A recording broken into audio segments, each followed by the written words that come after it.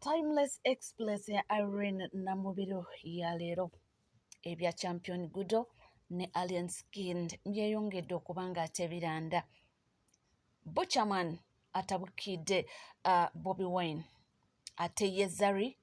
avuddeyo n'abanga omulamu we amuteeka mabega w'emitayimbwa. Mbaniriza mwena abali ku NCKTV mwebale kubanga mugyekuumiddeko, mwebale kutambula naffe. Gigenda gitambula gitya nti tusuubira nti buli kimu kiri bulungi ate nga nammwe bwe mutyo muli bulungi.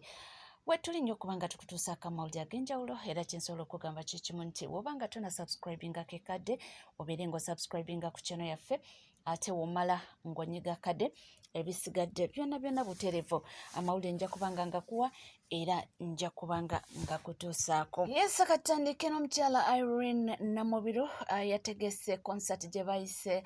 Timeless Express wali ku Serena Hotel era nga egenda kubaawo olunaku olwaleero. Kijja kuba kitokota si kisaanikire. Bano abakyala be balina eddoboozi be bayimbi abakyala ab'e Uganda n'essaawa ya kakati be tusobola okwenyumirizaamu.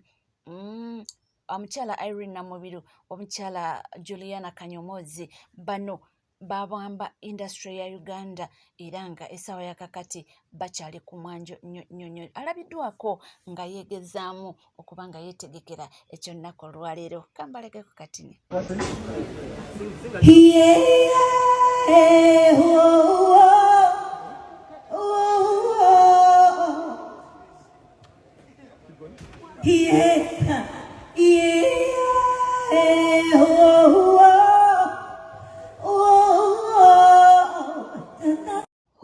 Ndowooza owulira eddoboozi likyali on point era nga wenkugambye nti tujja kuba nnaku lwaleero abawagizi be bonna beewale ku Serena Hotel abakube omuziki non-stop. Munange nga tuvuddeko eyo ku nsonga zino nazo zirudde mu mawulire almost kati wiiki namba, ensonga ya Zari wamu n'abaganda ba Ivan Ssemwanga oba famire y'omugenzi Ivan Ssemwanga. Waliwo olutalo okusika omuguwa, bali bagamba baprotectinga bintu by'abaana nti kubanga Zari Hassan nti omukulu Ssemwanga agenda okufa mbu nga yanobayo already nga mukyala Diamond Platinumz. So mbu bali be balina obuyinza okulabika nga balabirira ebintu by'abaana baabwe. Zari Hassan agamba nti abamu ku bo Ssemwanga yagenda okufa nga teboogera wamu. Okitegeera nti kati bajja batya okuba nga baagala okwefuulira ebintu byabwe. Essaawa eno wetwogerera muganda wa Ivan Ssemwanga bamukutte. Kyetuwuliddeko nti oba kyetegeddeko mbu Zari Hassan yakoze ki, yagenze ku poliisi oba yatoye odda bakwate oyo muganda wa Ivan Ssemwanga. Oyo bulijjo abadde ajja mu mawulire ng'agamba nti ayina proof nti n'omwana oli gwe bakolako DNA nti DNA ezaali ntuufu ne babuzaabuza DNA ne bagoba omwana ne bagamba mbu si waabwe. Bintu bingi nnyo bibadde bigenda mu mawulire ne batuuka okweyabya biki baali bakola South Africa, naye omwami oyo bamukotte era n'akagonde akakulirako awo.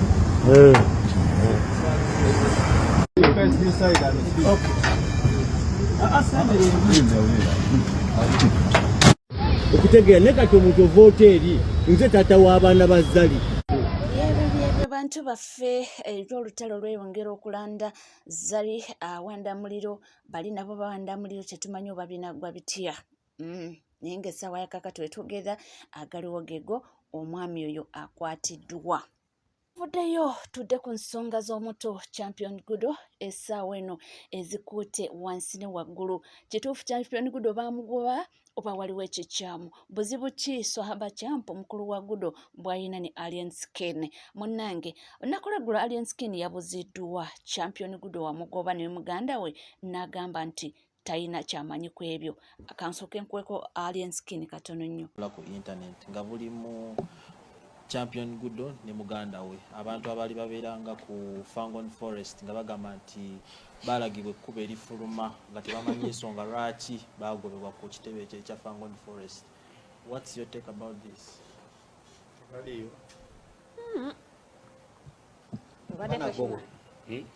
Bangoka. Andi mbadde simanyi tebaliyo. Mukiŋŋambye nayingira agenda nnoonyereze. Oba tebaliyo lwaki tebakola ki?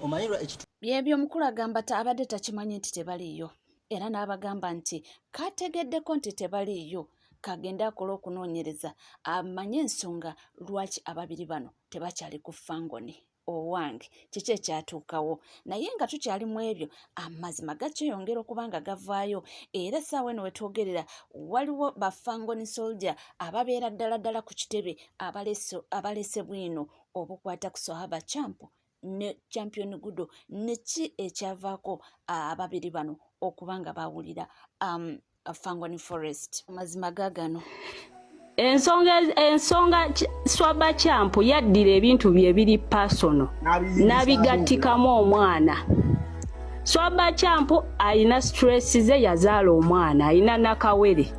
kati kitegeeza ne dimandi y'essente yeeyongerako kaakati ate omwana gwafudde kapita ayagala amugjemu n'essente zirabirira nakawere.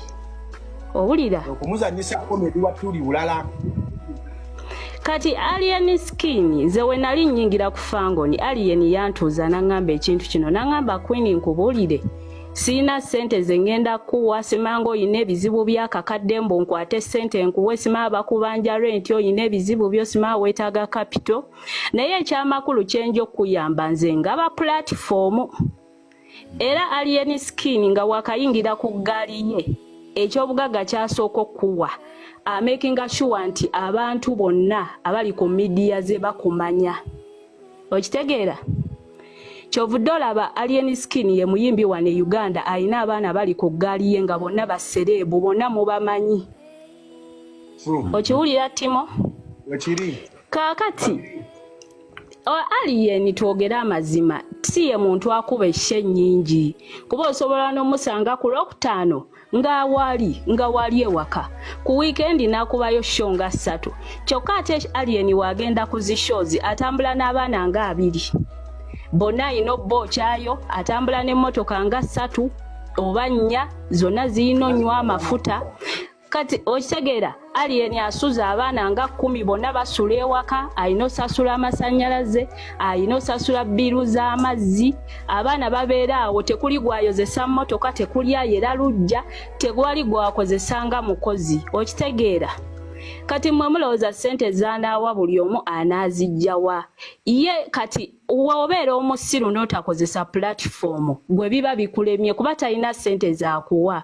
okitegeera kati bw'olaba bayawukana ne Alien Skin ensonga zaabwe ziri 2 ze bawa ekisookera ddala bagamba Alien talina budde takyalina budde oba ayagala kwesimbawo n'enviri yazisaze Alien yakyusa obulamu siye takyali nnyo mu bulamu bwa kutuulaawo ali amakoola mukube olwali ng'ali awo simayaga afuuwa njaga takyali mu bya vibe kati obulamu bwakyuka ali mo gento okitegeera kati bana babeeranga naye nga wali awo wafuuwa enjaga wali amakoola wanyumya ekiro kiramba we balaba nga obulamu bukyuse baba balowooza yeeraga so nga ate musajja abeera bize byabakwasaganya bye bingi kubanza olaba nze ninga wa family awo mu Fangoni naye nsobola n'omumala omwezi nga soogeddeeko na Alien 1 on 1 naye nga obeera waawo aba akimanyi wooli kati abasinga okwawukana naye ogenda obbabuuza nga bagamba oyo omuyaffe yatulema yeeraga nti obudde bw'atalina kujja kwogera naye kutuula kunyumya mboozi obulamu bwakyuka okitegeera naye kennyini ayina olwana maintaining standard ze abeere mu studio kuba mwe abamuliraanyi mukozesa platforms ze mutambulira ku ye kitegeeza naye ayina obba n'amasannyalaze kati ayina obalansinga ebirala oba ayagala yingira mu byabufuzi ayina okukola zi research ze takyalina budde kati Swahaba Champ kyekyo ekimukayanya n'alowooza Alien amunooma era we yagezaako n'alowooza nti amuyinako embeera kuba omusajja ali busy omusajja bye byaddala alien yakyukira ddala abeera bize n'ewaka agwawo obugwi mumulengera bulengezi ng'ayingira buyingize kati ate alien embeera ze ye muntu talina bigambo tayogera era okufuna ekigambo kye nga gwe wali ofunye mu conversation ye one on one gw'oli wa mukisa alien ayingira nnyumba ajja n'ayogeramu awo n'ababongako dakiika 5 n'ayingira ennyumba n'ayambuka mu studio okitegeera kati bo baba bagamba oyo muyaye yeeraga omuyaye takyayina budde eyo munnange katweyongereyo n'ebirala oluvannyuma lw'okulaba omukulu ow'ekitiibwa Robert Kyagulanyi Ssentamu aka His Excellency Bobi Wine nga bali ne Secretariat David Lewis Rubongoya nga bakwasa omwana mulenzi ono ow'Isingiro abaana gwe bakuzizzaako eryansi nga bamukwasa epikipiki waliwo munnange gye bitaakoze bulungi kansooke nkuwemu awo akavidiyo katini nnyo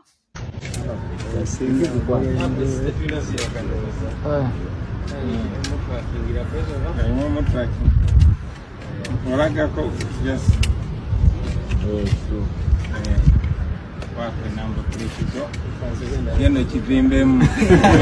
sabigero naye okuga bulungi mwana ate tokinywa ene oli musiraamu badde neerabikidde nga manyi ti ayinza okuba nga kinywamu naye swalimaamaziza bulungi olina rasita buwedda naye singa wakikubye ennyo 5 soko tukubemu awo kapikyanga tuvimbye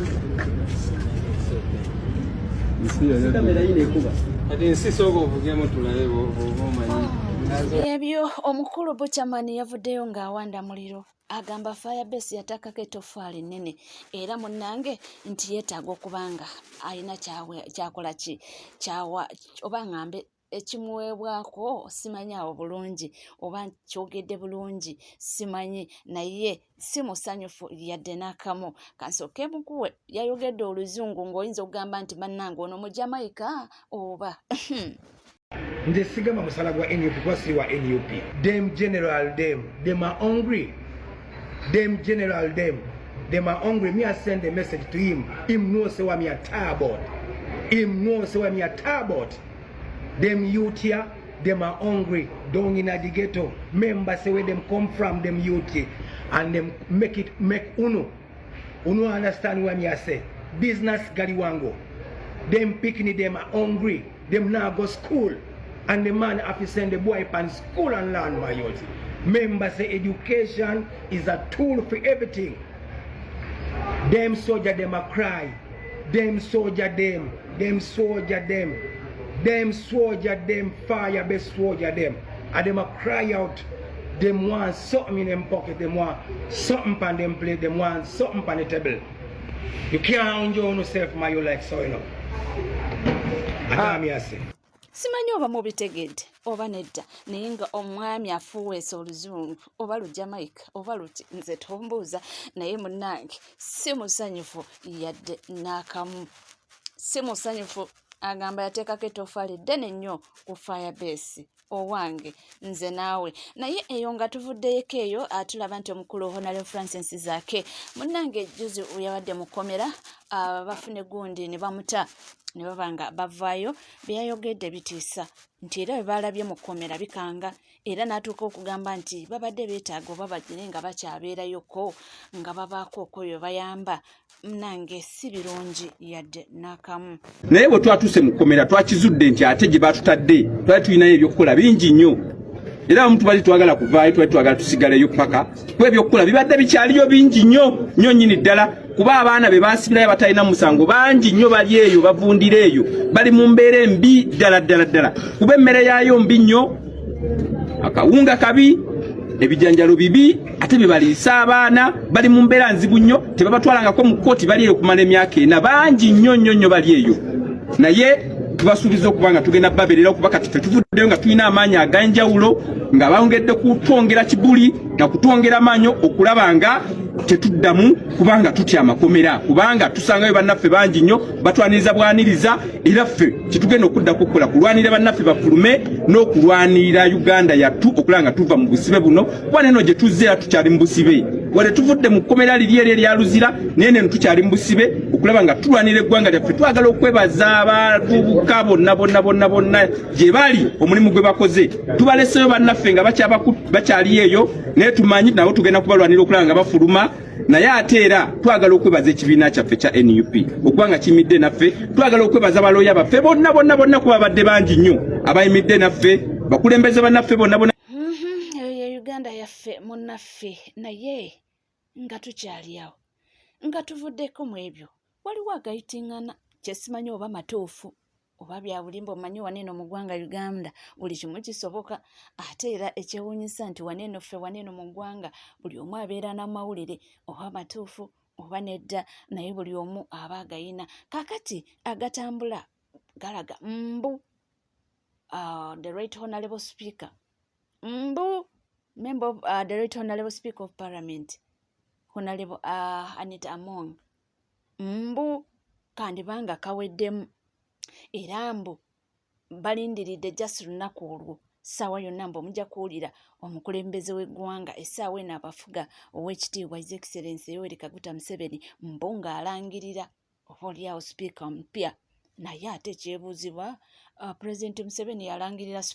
sipiika balonda mulonde oba nze naawe tujjukira bulungi sipiika kaba kalulu balonda kalonde bamemba ba palamenti be bakola ki be balonda sipiika kati awo nze simanyi awo nno kiba kitegeeza nti bw'oba muŋŋamba nti ekibanja ekiddako tebagenda kumuzza ekyo kisoboka nti wanaaba awangudde ng'akomyewo ayagala ekibanja ekyokulala maybe awo ne bagamba nti naye ate wano omukulembeze w'eggwanga agiramu okubanga amuggyako awo sibitegedde naye wuliriza biibino enno deni tube nga tweyongerayo. Anita Among mukama wa mugobye lwakuba ye tannaba kitegeera naye lekanga kubuulira Anita bw'oba oli mugezi leero ennaku z'omwezi Julayi 25 Lwakutaano 2024 nakuwa emyezi 6 wakatambuzaako emeka emyezi 2 naye sisuubira nti n'emyezi 6 ogenda gimalawo neera gimalako bw'oba oli mugezi Anita Among duka mu Uganda ssaawa za kaakati kubanga mukama wo yaggobye ddala lwakuba tonnakitegeera nera kati wasigadde nga kifaananyi naye bw'olemerako manya accident butwa n'amasasi omanyi how NRM operates. Owange temumbuuza mubijjawa ndowooza muwulidde abyogera ndowooza yinza okuba nga yina source of information reliable source maybe abagamuwa naye ffe tubaawo kubanga tugabatuusaako buli kimu ekyogerwa tulina okibawa mutegeere era nga munange mwalaba wano juzi gyevuvuddeko demonstration ebaddewo mu wiiki eno yonna ng'abantu bagezaako kubanga balaga obutali mativu ekyenjawulo ekyabadde mu demonstration eno nti kyali tekyekusiza ku kibiina kimu nti babadde ba NUP bannayuganda bonna basitukiramu bagamba tugende tulaga obutali mativu kubanga corruption asuuse ate nga tulaba nti omuntu ayitirizza kubanga nti akitibako kubanga tulaba bamemba ba parliament bebasibako waliwo gwe tuwulira gwe bagamba yali obukadde 5 ate kati kizzeewo kino ekya 1.7 biliyoni kwegamba bingi nnyo ebyetooloola ebigenda mu maaso oba oliawo kibagambye nti kibadde kyetaaga nti ekintu kino wetwogera corruption kintu kinene nnyo nti tuleme kubanga tukitunuulira just ku member wa parliament omu tuleme kubanga tukitunuulira just ku nti oba waneeno mu parliament kino ekintu kinene nnyo era nti otunuulira departments zonna mu ggwanga Uganda ziri corrupt ebintu byonna byetooloolera mu Uganda nti corruption asusse abange tunakola tutya naye obuzibu kwe bujjidde corruption ye gyali abantu babulinkanyiza ssente z'eggwanga naye ate wekituuka kuba MPs baffe kino nno abantu kye baviiramu ne baba nga babanaabira mu maaso ne bagamba twakusindikayo kubanga otukikkirira ate tukusindika okubanga oba oliawo ojjuza lubuto abange ebyahonale banita amonge musuubira nadda okudda kwajja kwesimbawo ekyo nkimanyi naye ate okubanga bamemba ba palamenti bamulonda okubeera sipiika jjukira bye balonda naye jjukira mu Uganda buli kimu kisoboka kyemwerabidde nti aba NRM be bangi era nga we butuuka mu kintu ky'okulonda balina aband so nze naawe byonna tujja kuba nga tubiraba era tujja kuba nga tubikutuusako oli ku NCK TV gwaliyo nga tona subscribinga kekadde obiringo subscribinga ate womala ngonyiga kadde ebisigadde mukwano tujja kuba nga tubikutuusako sigala naffe tovaawo